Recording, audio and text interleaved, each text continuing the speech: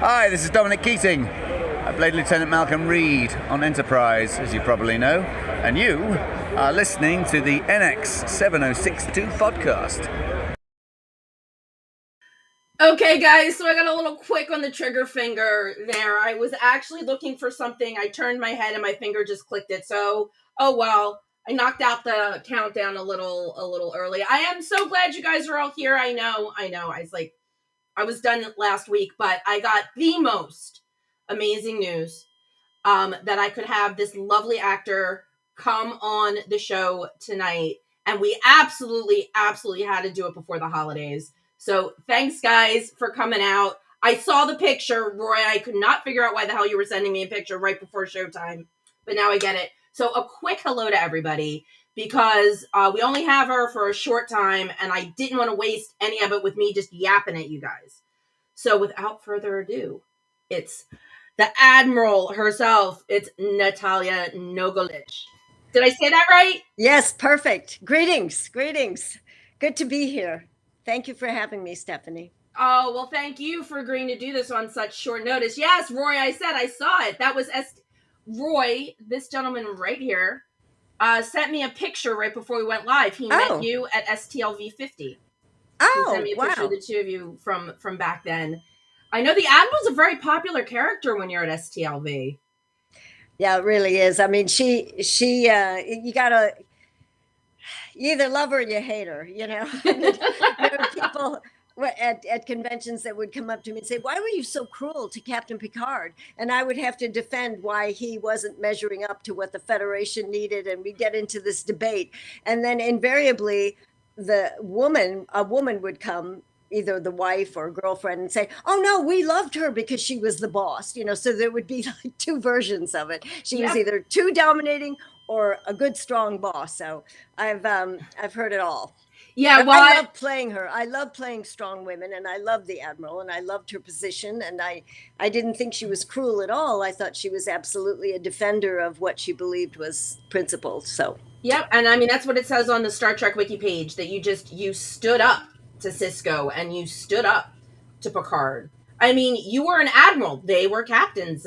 I mean, exactly. And I actually think the writers were very clever, because they set up a conflict where, especially with Picard, he always had the sort of more humanitarian position, and I was always taking the principled hard line that wasn't always so popular. So it presented, we were worthy adversaries. Absolutely. Not everything's, I mean, that's the thing. Just because it's a quote unquote utopia doesn't mean that everything is perfect and roses. You need that conflict. You need conflict. Right. Conflict is great storytelling. And the writers reflected a lot of what was going on at the time. Right. Too, with the episode where the Indians were being pushed off the land, and there were, so many different conflicts around Europe at that time, of territorial conflicts. So they were very clever about sort of letting it reflect the present age. Yeah. Right. Yeah. Star Trek was always really great at holding a mirror up. Mm-hmm. Wait, I didn't want to miss this. Roy says your character kicked ass. So there you go. All right. Thank you, Ray. I quite agree. Roy. Yeah. Yes, she really did. And she got promoted. I mean, obviously she had a lot of respect within Starfleet. You went from vice admiral to admiral, so. Yeah, well, I worked hard at it, and it came at a time where women were meant to climb higher, I guess. Right. But I did have my fans that thought I was, Admiral Bitchev instead of Admiral Michev. Oh, wow. But it's okay. I loved it. That's funny, though. Yeah. That's actually really, so you enjoy the convention circuit? I do. The fans are wonderful. There's such a wide variety. I mean, you get professors and neuroscientists and rabbis and military, and I'm just every part of the spectrum of humanity. And I love talking to them. I get engaged in conversations that go on and on. But yeah, I like it. And we had fun at Star Trek Long Island, huh? Yes, Star Trek Long Island's amazing. Dave said he met you at Mission Chicago. Oh, yes, yes, yes. So, That was just but just a couple of years ago. Yeah. yeah, Trek Long Island was great. I mean, I walked up to you and I think the first thing I said is, you worked with Christopher Reeve. I love you. Yes, yes, you did. Well, and as Hence we my were saying Superman shirt. before, I mean, it's hard to think of a better actor. I mean, Christopher Reeve was just the bomb. You know, he was super, He and was. I wish he was still around. But Yep. we Yep. I need to we sit have good down. memories. Yeah. That's amazing. I want to sit down and watch Superman, the documentary. I haven't gotten around to doing it yet. I'm kind of Yeah, been waiting for the right time to just be in the right place to sit down and watch it because I know I'm going to get emotional. So, I probably would too. Yeah. so I'm just looking forward to it. But you were the second person to tell me that he was just amazing to work with. Tony Todd has told me the same thing. So I just think that that's fantastic to hear that, because it's nice to hear that of actors that you're fond of, because obviously when you don't know them personally, it's good to hear that they're good You know, people. I have to tell you, Stephanie, I've worked with, quite a few big Yes. names in my eternally long career. They've all been wonderful. I've Oh, that's never great. I've never worked with anybody who was a jerk. I don't know, maybe I just got lucky. But I mean, Christopher Reeve was great, Val Kilmer was great, Jack Nicholson was great. I don't know, I just never hit a wall with any of these guys. You hear stories, Right, but right. that was not my experience. Chevy Chase too, Yep. people said, "Oh, they say he's difficult." I said, I didn't observe it. I just observed his genius Yeah, there you on go. the set. And So speaking of Cherry, it's the 35th anniversary of National Lampoon's Christmas Vacation, I know which you were in. yeah. That I come in at the end in a $50,000 white fox coat. They took me to a furrier to fit me for that coat. It was Oh a my real god. fox. It was a real white Oh my fox coat. gosh. They had a security guard with me on the set all the time to protect the coat. Oh my god. More than anything else. Yeah, it was a lot of fun. I can't believe it's been 35 years. It feels like yesterday, really. But yeah, time flies. Woo. Well, I Yep. was only 11 when I did Well, it. yeah, I was gonna say you hadn't aged a day. And just for trivia's sake, we were talking about the other Superman tie-in. Is that E.G. Marshall, who was in that movie with you, Yep, was in Superman 2. he played Beverly D'Angelo's father, I think. Yeah. Yep, and he was in Superman 2. He played the Mhm. president, the one that Mhm. said "Oh God" and was corrected That's by right. Terrence Stamp. Zod. That's right. And there's another wonderful actor. Yeah. Yeah. I saw E.G. Marshall. It was like it was a horror thing, and he was a germaphobe. Oh my gosh.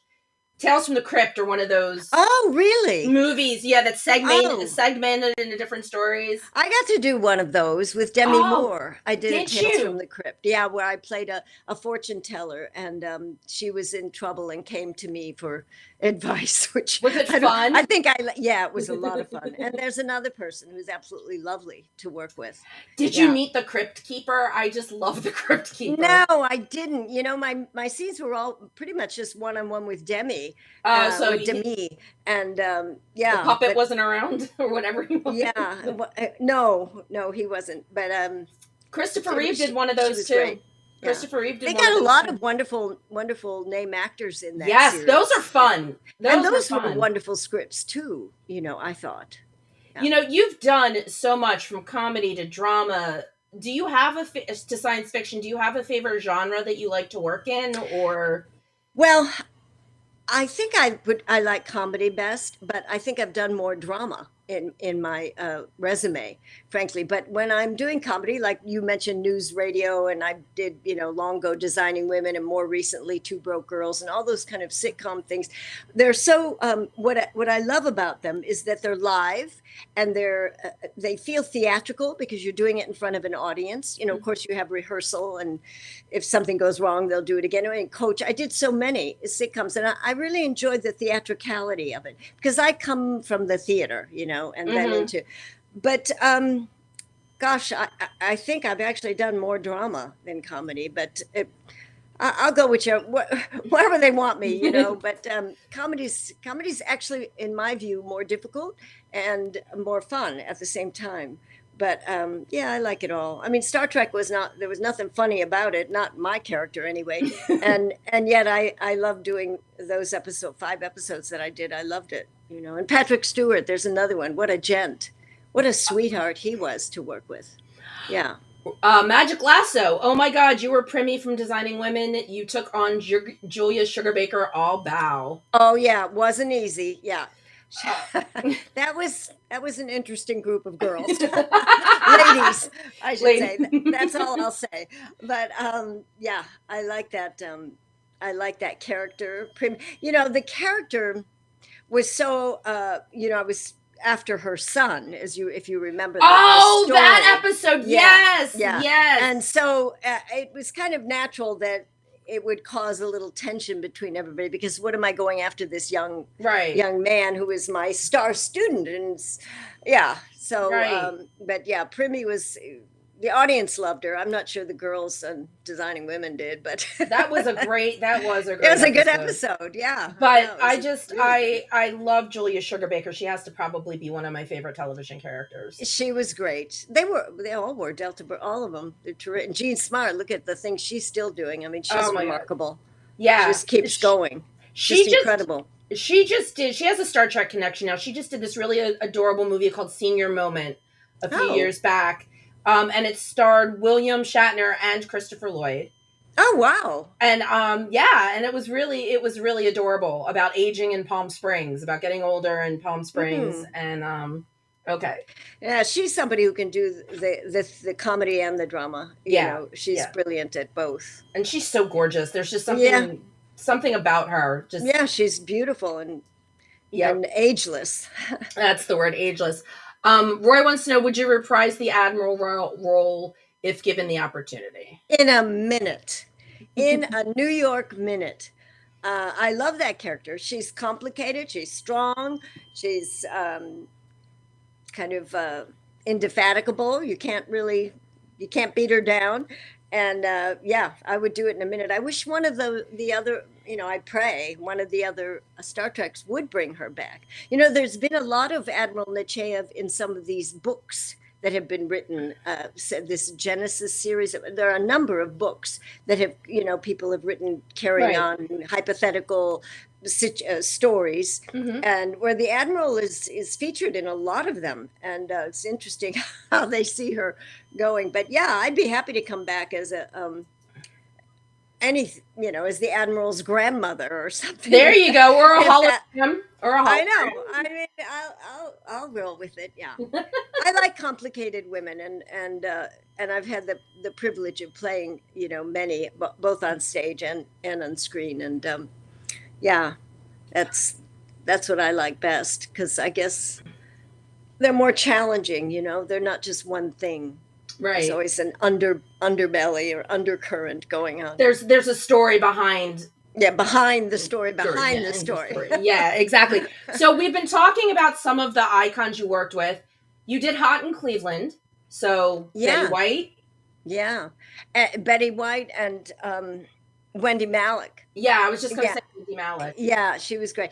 And she's the one I had my scene was with Wendy Malick, I think. But yeah, Betty White. I mean, what a giant, huh? What a giant talent.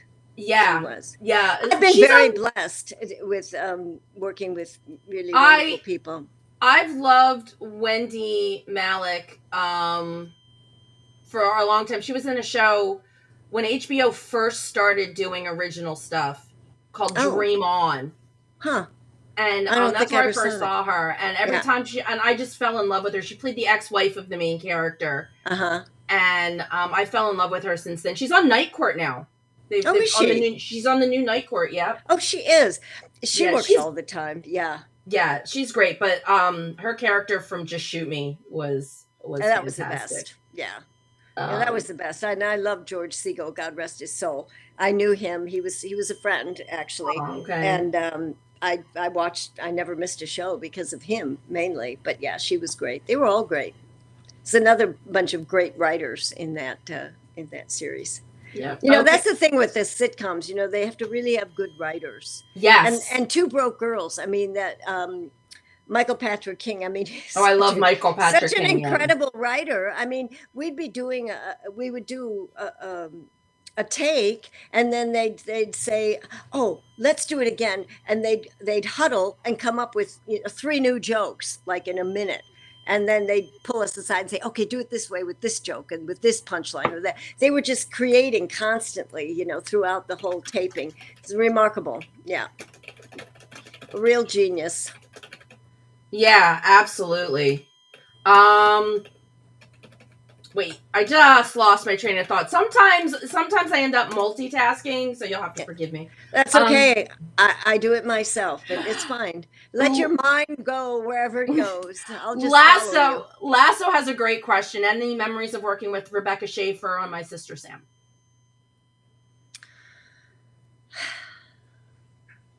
I do remember doing it, and I remember having a good time with that episode. But I don't have a distinct memory of that, except that she was lovely, of course. And there was another thing I got to do with Cheryl Hines, Suburgatory. Yes, I was going to ask you about. I was going to ask you about Suburgatory because and now, of course, she's married to RFK Jr. and she was just wonderful. I mean, she stood out to me as being one of the most concerned, considerate of the guest star. You know, I mean, sometimes when you're the star of the show, you've got so much on your mind. You're carrying the show. You know, you don't even have a chance to think about where the guest star is going. But not her. She was very, very thoughtful and friendly and warm and funny. And yeah. I had a good time with that. I think I did 2 of those Suburgatories. I'm one of those people that, like, if I fall in love with an actor, I tend to follow them from show to show to show. Right. Jeremy Sisto. I love Jeremy Sisto in 6 Feet Under. So, of course, when he did Suburgatory, I wanted to see him. We were talking about this earlier. He switched from a very intense dramatic role on 6 Feet Under to a straight comedic role on Suburgatory. And there you go. You know, the actors that can do both. Yeah, he's a huge talent. Yeah, and then he went and did a couple seasons of Law and Order. So he's like you. He just goes, you know, wherever the wind takes him, and he does well wherever he lands. I'm sorry I never got a chance to work with him directly, but because I've always admired his work as well. Yeah, 6 Feet Under was just incredible. I've got a new viewer, and this is a very interesting question. Not sure. He wanted to know who your most memorable substitute teacher. That's just a really out of left field question, but I thought it was interesting. So, my most memorable substitute teacher. Yeah. In my life. Boy, I have to say the substitute teachers didn't stand out. I can't come up with one. I thought it was an interesting question. Is that somebody that knew me in school that would ask that question? I don't know. It's just sometimes you get these people that come up with like these really great off the wall questions that make you go, Yes, Soul Patch, I'm sorry you were late. We have been talking about Christmas Vacation and its 35th anniversary. She absolutely was. And somebody just asked, was Chevy Chase really a bad dude? I'm reading some of these comments. Oh, sure, absolutely. Yeah, no, the answer is no. He isn't really a bad dude. I mean, I said this before, but if you just tuned in, I found him to be very, you know, easygoing on the set. I mean, he knew what he wanted. He knew what he was doing. Very professional, of course. Yeah. But I didn't witness any of these things that you hear where he was so temperamental. Didn't see it at all. Yeah. Yep. Someone else says Go ahead. Nope. Somebody wanted to let you know they loved you on Star Trek. Oh, good. Thank you. Long live Admiral Nechayev. There you go. Okay. What? I got to answer this one for Guillermo. I am wearing a Superman t-shirt because this lovely lady worked with Christopher Reeve.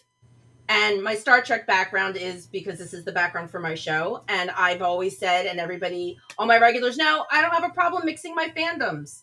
Because you can be fans of so many different things. Yes, that's right. We're not one thing, are we? We're many things. Thank goodness. Let's see. John came up with another question. Have you had the pleasure of working with Adam Bush? I have not. He is dreamy. No, not yet. Oh, okay. Takedown also wanted to know if the snow was real. No. It was filmed on the Warner Brothers lot. They called it the Warner Brothers Ranch. It was not on the main Warner Brothers studio, but like a few blocks away, there was another substantial size studio. Okay. And that's where the house was, and that's where the snow was. Although I must say, we filmed it. It was kind of chilly a number of those nights, I remember, that we were there. But no, the snow was made. Yeah, they couldn't count on the weather, even if it had been in Chicago. You can never count on when it's my hometown, when it's going to be snowy or when it's going to, yeah. Made it up. Studio magic, Hollywood magic, making Yep. snow. Yep.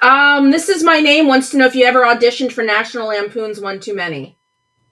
No, I'm not even familiar with it. One Too Many. Yeah. Yep. Yeah, I don't. Some people are saying that there's a high pitched noise. I don't hear anything.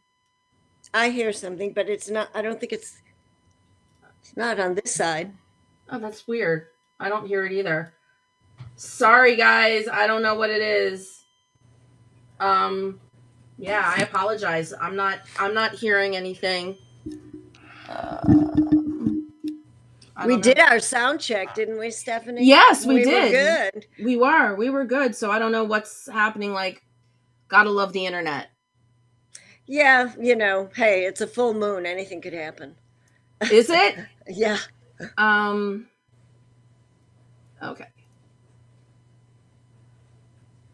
Okay. Well, wait, hold on a second. Roy, my friend, do you have any suggestions? Roy's a sound engineer by trade.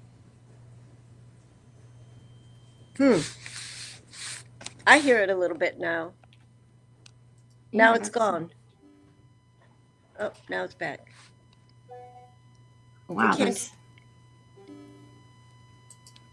We're both muted? No. That can't I think somebody just muted the audio. Yeah. No. Or something. We can hear you. Okay, good. Yeah, all right. Yeah, okay.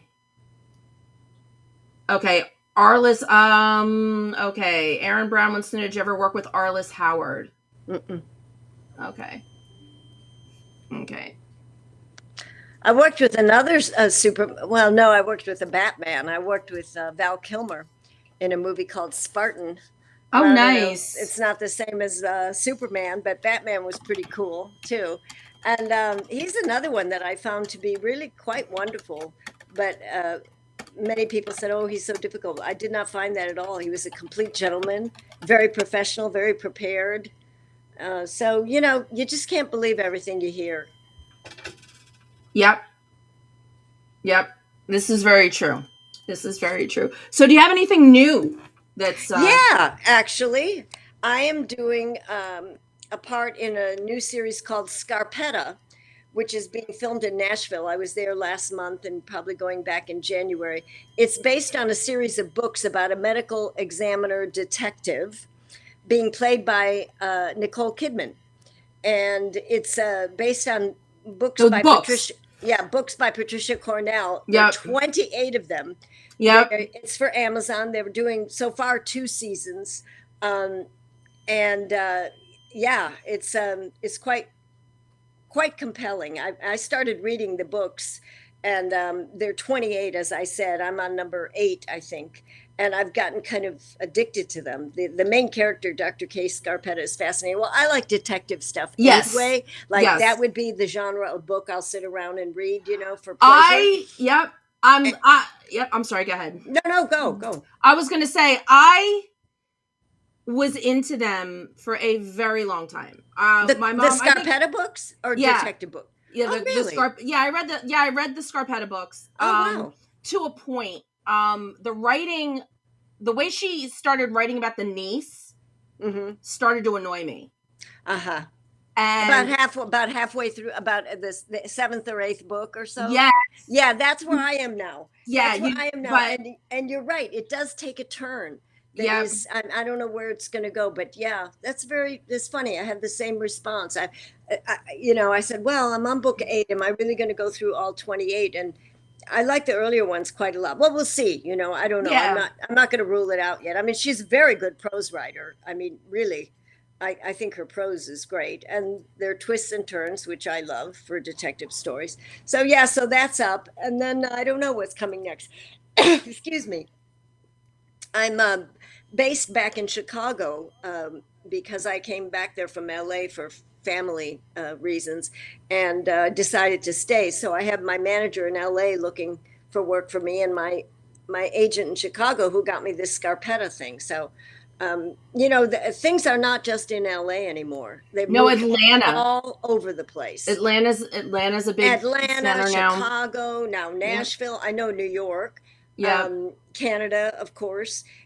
They're building a studio somewhere in Texas. I heard too. They're just fleeing LA for some reason. I don't know what's going on out there.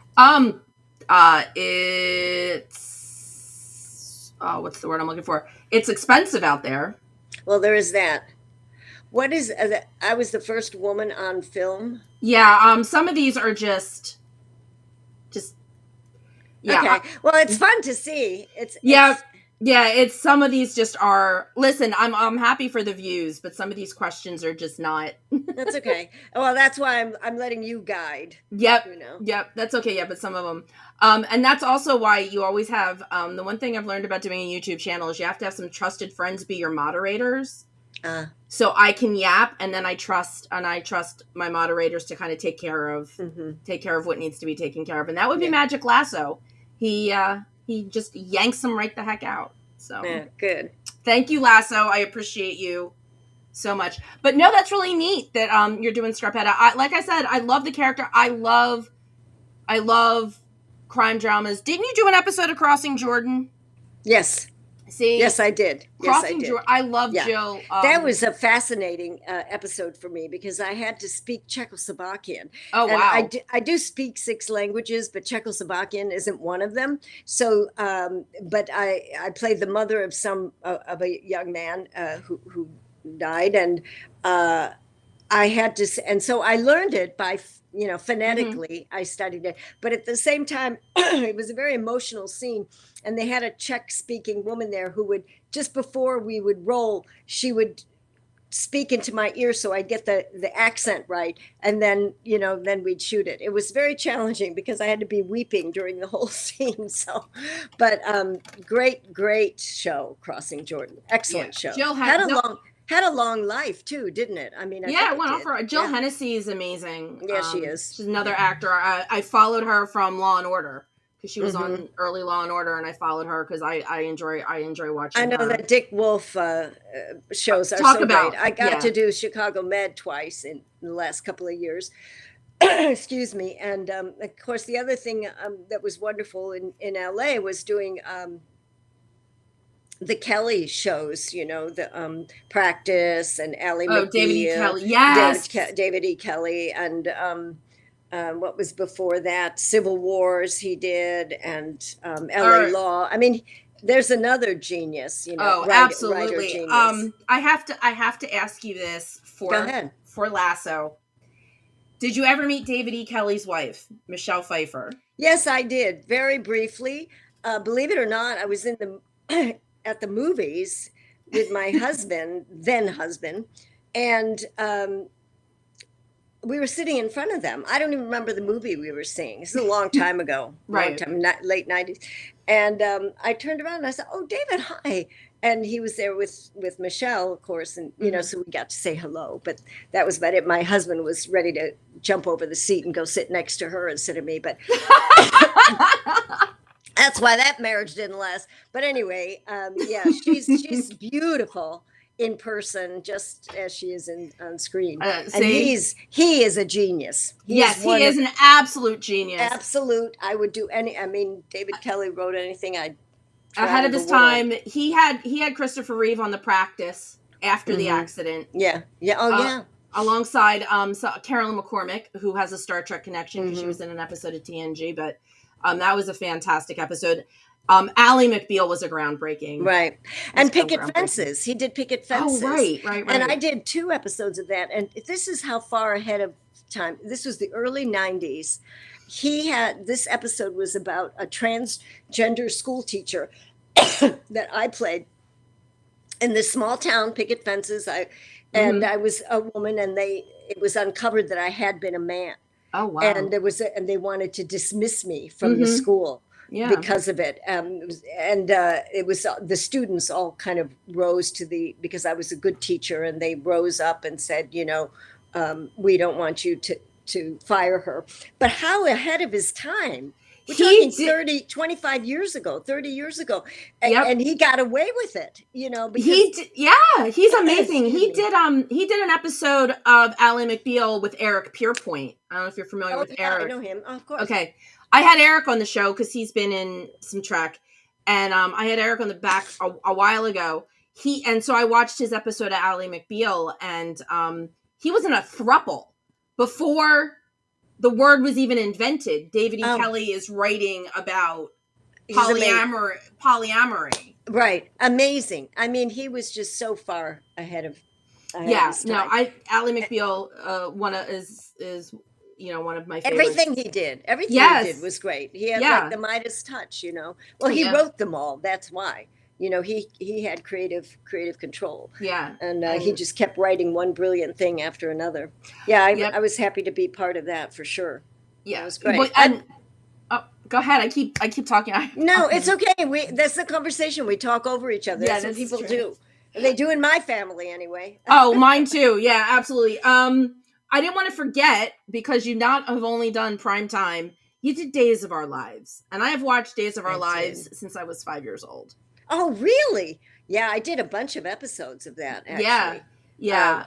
Because it was a continuing character. Yeah, I don't know how many I did, like maybe 10 or 11. Yeah, I'm friends with Wesley Orr from Land of the Lost, but he also was Mike Horton for, he was like one of the he originated one of the characters back in the mid 70s. That was a good one. That was really, as soaps go. It's still on. Oh, it is. I'm not keeping up with it. Yeah, no, they've lost some amazing actors recently. They lost one of the patriarchs of the show. Bill Hayes? Oh yeah. They lost Bill Hayes, passed away. Before that, John Aniston, which was probably a little more publicized, but that's what he was doing when he passed away. He was on Days. Right. And he and I had the same agent for many, many, many years, John Aniston. I got to meet him a couple of times. Oh. Not on the set, but. Yep. And from Pancreatic Cancer, Drake Hogenstein, who played John Black, another staple of the show, passed away recently. It's amazing that I don't watch that daytime stuff much, but when I do tune in, there's some really good scripts in those. Yes. Yeah. They're quite captivating. I could see myself getting addicted to that, Yeah. Well, like I said, I allowed myself to get, tune in. My mom got me watching it when I was 5 years old. And there was a point where she stopped watching it and I kept watching it. I mean, so I took over. Yeah. But then she'd start asking me questions. I was like, I thought you gave up on it because they killed off your favorite character. Oh, that's another actor that just died, Wayne Northrup.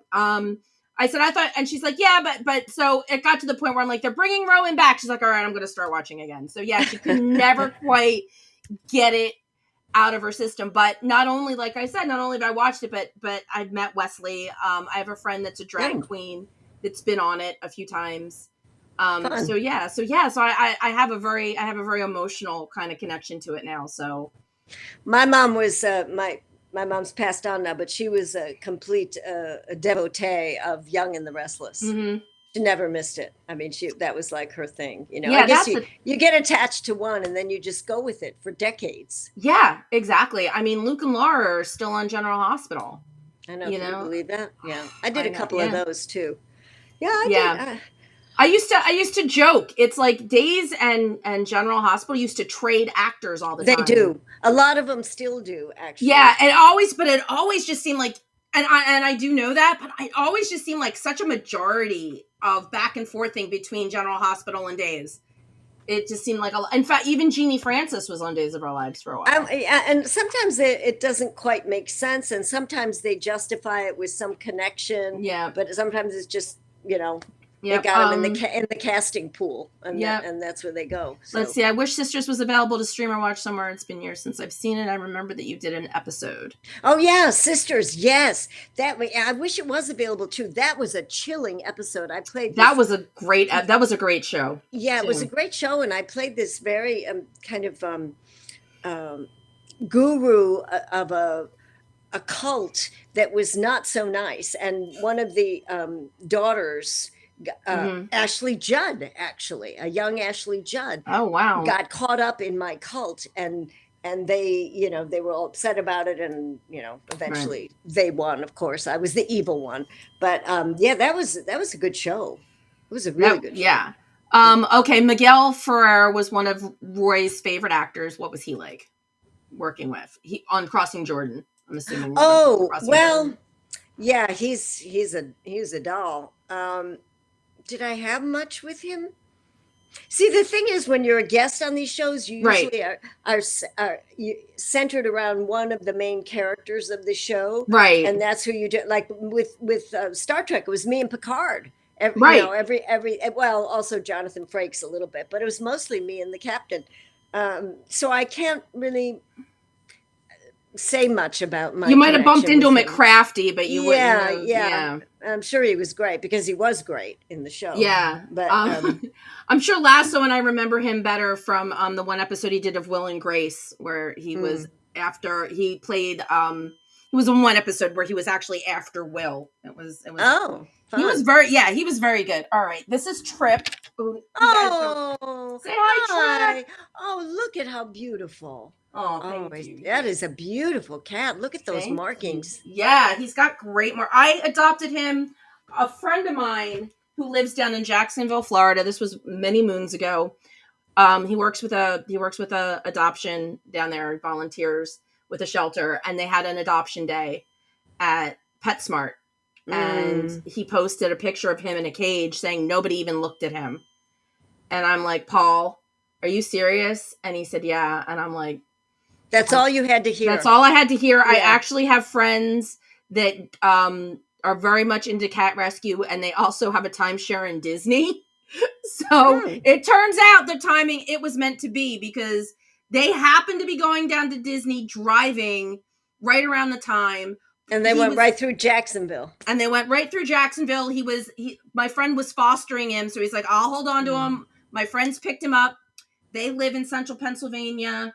I was living in Jersey, met them halfway, on their way back up, brought him home, and the rest is history. He's been here. How old is he now?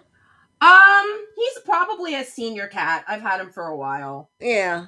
Yeah, well, he's up there. He looks pretty fresh to me. Yeah, no, he is. He is. And he acts it too. Come here, Trip. Come here, Trip. It's got a double meaning there. Yeah, but no, he's a sweetheart. Oh, he's beautiful. Thank you. Yes, this is a cat. This is a cat. Oh, Miguel was in Star Trek as well. I did not. When was it?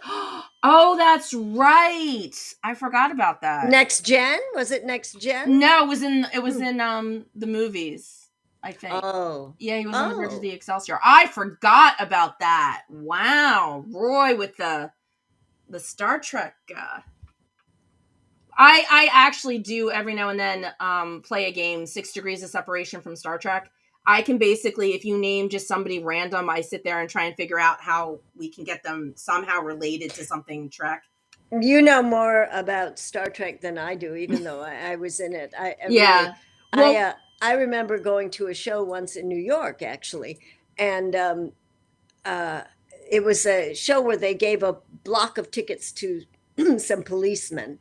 Oh. And so these two guys, they were partners, came to my table to get autographed pictures. And we got to talking about, the Admiral and what a boss she was. And the two of them started acting out the scene between me and Picard. And they got it and they said, no, that's not what she said. No, it was this way. And then they turned to me and say, what was your line there? And I'm thinking, these guys know my lines better than I do. Exactly. They had it down. They were so cute. Oh, it's so funny how the fans watch it over and over and over again. I know. You read it once, did your job, and then. Yeah, I think, and actually they were quite good at acting it out too. I was impressed. That's awesome. Were you a fan of Star Trek at all before you got? Yeah, I mean, I had watched the original more than the more than Next Gen, but I'd watched some Next Gen. But my sister was a complete aficionado, and so she kind of got me into it. But obviously, once I did it, became fervent about, Yes. yeah, because I was part of it then. Yes, and you're And part then of the family. Since then, I've kept up and watched things that I missed before. Love Jonathan Frakes. Oh yeah. I fired him, not fired him, but I was very dismissive of him in the first episode that I did when I relieved Picard of his duties, and I sort of said to Jonathan Frakes' character, you can split now, and he was always kind of like, oh, she's always dismissing me. Well, then cut to I get to do DS9. And who's directing that episode? Oh, no. Jonathan Frakes. And he says to me, now I can get back at you for how cruel the Admiral was to me. Of course, we had a great time, but it was funny. Oh, that's awesome. He directed quite a lot after that. Yeah, actually. Yeah. I know he's a favorite. I've heard nothing but good things about how he directs. Yeah, he did good with ours. I think it was early in his directing career. Since then, he's directed a whole bunch. But yeah. All right, I also have to ask you about Nip Tuck, because that's another one of my favorites. It was such an off the wall show. Strange idea for a show, wasn't it? Yeah, it was. But Dylan Walsh and Julian McMahon were fantastic. I liked all the people on it, and I liked the producing entity as well. There were some friends on that. Yeah, again, I was, I don't know, half the people that would meet me at Star Trek conventions would say, you're so nice, and yet on camera, you were so brutal to Picard or whatever. Well, the Nip Tuck character that I played was also not like the nicest person in the room either, and pretty chilly, actually. I was selling cosmetics and I was dismissing somebody, and I don't know. But great show. Very clever idea. Yeah. It didn't have a terribly long life, but I think it was pretty good. It was fascinating. Besides like procedurals, police dramas, I love medical shows, and to do one about plastic surgery, I thought was very really timely. It was kind of the right time for it. Yeah, I think when plastic surgery was just suddenly burgeoning. And they tackled a lot of interest. They tackled transgender issues as well. Yeah, they did. They were a little ahead of their time on that too, but. Yeah, not as far as advanced as David Kelly, though. But he did it like 20 years before. But still, it was good. It was really good. Do you have a favorite experience on? I know you've been on so many sets; it's probably really hard. But is there like one experience that you had on any particular set that really stands out? Well, I'll tell you one. I'll tell you what my favorite. One of my favorite characters, talking about complicated women, was on a TNT series called The Lazarus Man, which starred Robert Urich. And it was a post-Civil War, and I played a woman who was just coming across as a lady of the night, a madam, but she was really a Civil War spy. I mean, she was, like I said, a complicated character, which I loved playing. That I loved doing. Unfortunately, Robert Urich became ill, and it didn't have a long life. But The Lazarus Man, if you can ever get to see it, that was one of. But I'll tell you a very memorable event, which I don't know if it was a favorite, but it was very memorable. I did coach.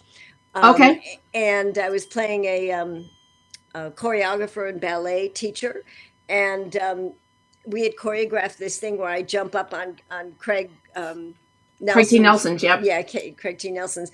And I do this back bend, and then I jump down. Well, somehow we choreographed it. It was great. But when we taped it, I don't know if he let go of me or if I went back too far. I don't know what happened, but I landed on my head on the cement in the middle of a taping. Oh, my God. Universal or NBC. I don't know.